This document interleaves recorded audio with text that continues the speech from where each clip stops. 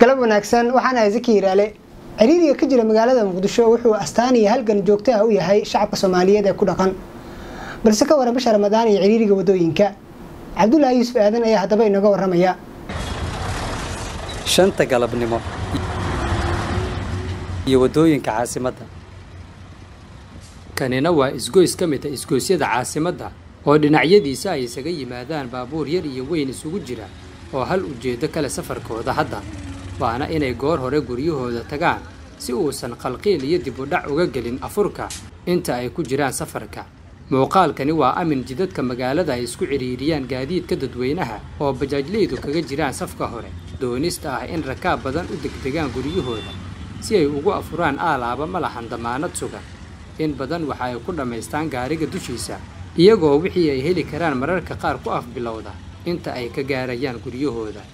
haddaanu jiri lahayn ciriiri waxa ay aaminsan yihiin inay afurka ka hor la midoobi lahaayeen qoysaskooda ha yeeshee taasi waa unriyo ay jiifka kula riyoodaan goor walba oo ay u soo bambaxaan wadooyinka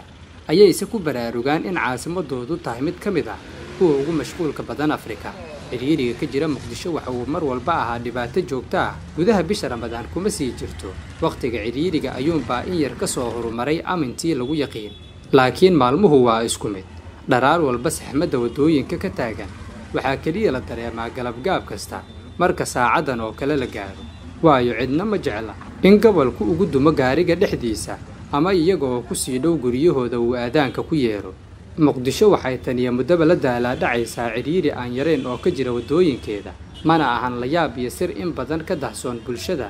in maamulka gobolka iyo dawladda dhexe aysan xil muuqda iska saarin xal u helideeda barnaamijka musaafir waxa uu dhowr jeer ka diyaariyay warbixino kala duwan saxmadda iyo jaamka ba'an ee laamiyada magaalada ka jira ilaa iyo haddana ma aysan dhicin falcelin dawli ah oo laga sameeyay mushkiladan qaran bisha Ramadaan dhexdeeda oo ahayd in ugu yaraan shacabka loo damaanad qaado inaysan ka walwalin ciriiriga loona hubiyo booqla'aan inay ku gaaraan aqaladooda si fudud waxaa iska cad iyadana inaan dhugba loo yeelan maamulka gobolka Banaadir iyo kan degmooyinka magaalada waxaa la gudboon inay dib u eegis ballaaran ku sameeyaan habka isku socodka taraafikada wadooyinka oo ay shacabka ka dulqaadaan dhibaatada muuqata ee ku haysata wadooyinka Muqdisho